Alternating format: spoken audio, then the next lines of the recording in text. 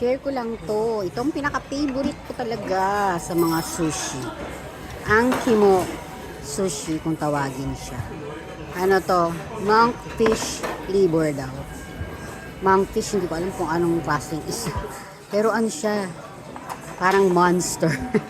Yung itsura niya, pero ang sarap niyan. Grabe, napaka linamnam. Yung liver na yan. Ayan siya. Hindi niyo makita yung kasarapan kasi hindi ko ma-explain sa inyo kung gaano siya kasarap. Pero ano siya?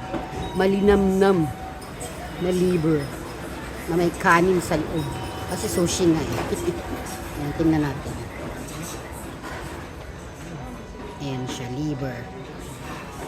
Liver paste. Ginawa na tong paste. Ayan yung pinakakanin. Napakasarap ba nito? Grabe. Kung matitikman nyo to, kung pupunta kayo sa Japan, tikman nyo to.